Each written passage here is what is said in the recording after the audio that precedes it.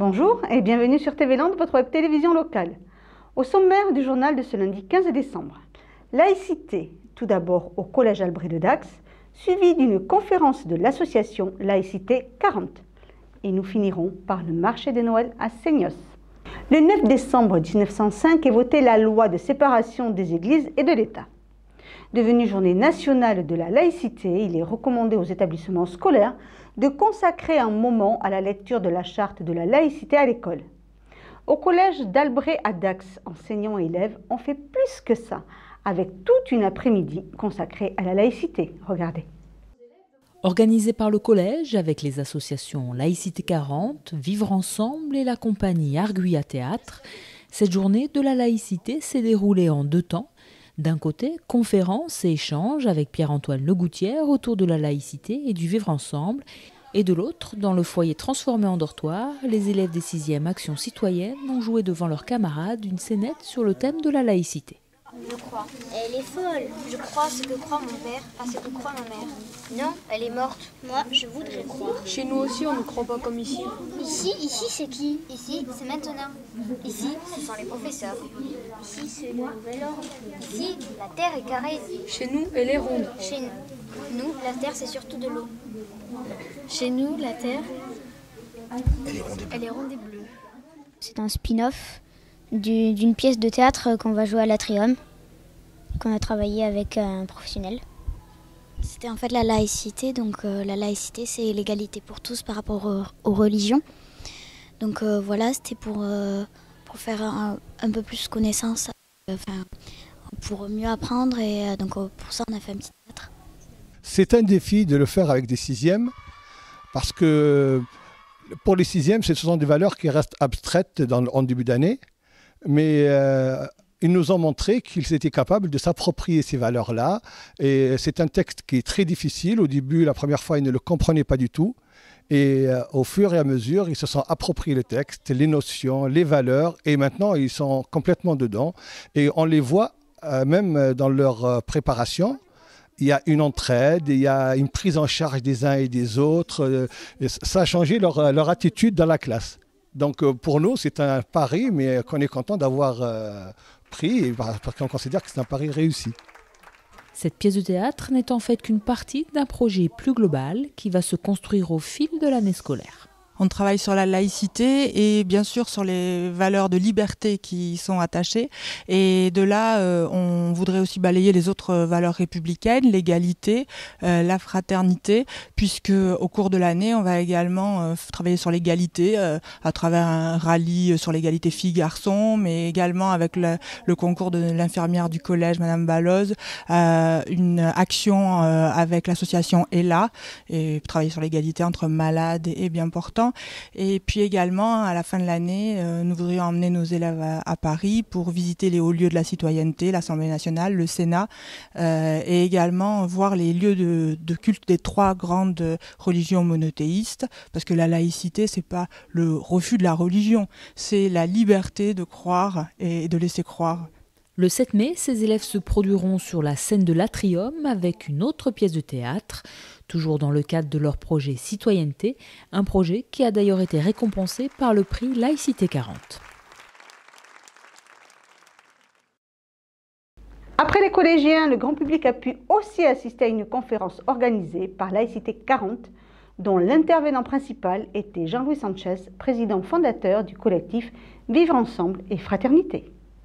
Tous les 9 décembre, date anniversaire de la promulgation de la loi de séparation des églises et de l'État, l'association Laïcité 40 organise des conférences pour promouvoir la laïcité. Cette année, pour sa 5e soirée, les débats ont porté sur le thème « Le vivre ensemble de la fraternité à la laïcité ». Quand on parle du vivre ensemble, puisque c'est l'essentiel de ce que va traiter Jean-Louis Sanchez tout à l'heure, le vivre ensemble, c'est justement le contraire du communautarisme. On est là pour que les gens se parlent, les gens se reparlent. Et on a évoqué la fête des voisins, on a évoqué ce genre de manifestations. Les gens ne se parlent plus, ou pratiquement plus.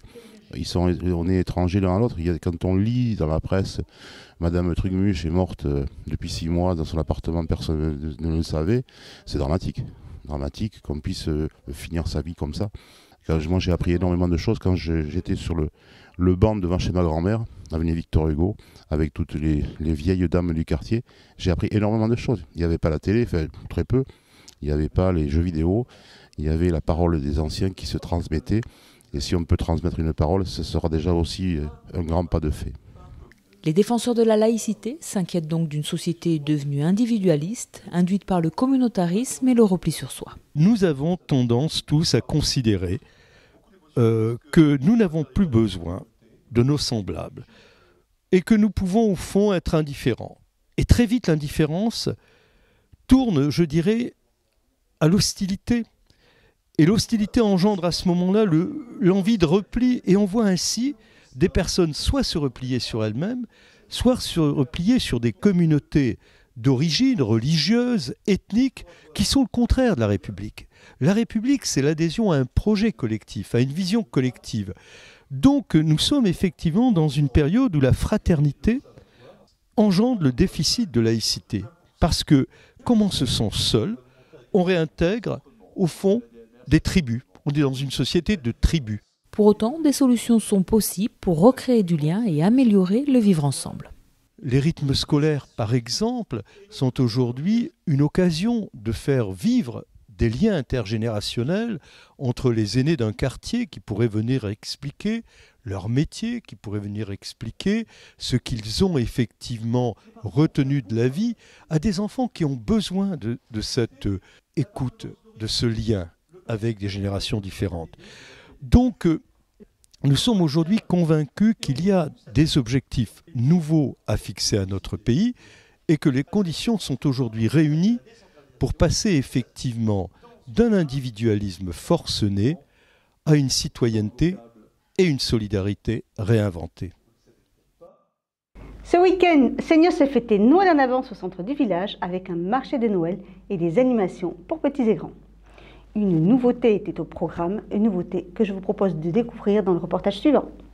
Chaque année, il est de tradition d'organiser un marché de Noël où les familles se retrouvent à quelques jours des fêtes. À Seignos, le nombre d'exposants pour le marché de Noël continue de s'agrandir. On a pas mal d'exposants, on a environ 25 exposants pour du shopping et on a 7 exposants sur tout ce qui est fooding, donc alimentaire. Donc on a un bar à huîtres, un bar à foie gras, on a des bonbons sans édulcorants naturels. On a pas mal de choses fort sympathiques. Voilà. Déjà il est sur 2 jours avec 25 exposants. Ainsi qu'un certain nombre d'animations. Donc on a la course de Noël ce matin, cet après-midi et demain matin. Flash mob à midi, tout à fait, différentes animations pour un marché un peu plus conséquent. C'est toujours important de pouvoir se retrouver durant la période hivernale autour d'animations où à la fois les associations et tout le monde peut se mobiliser. Sous le chapiteau, pour financer leur voyage au ski, les ados de l'espace jeune avaient eux aussi un stand. En parallèle de l'espace jeune, donc, que l'on a ouvert au mois d'août, il y a une association qui a été créée, donc, qui rassemble les jeunes de la commune, les jeunes adolescents.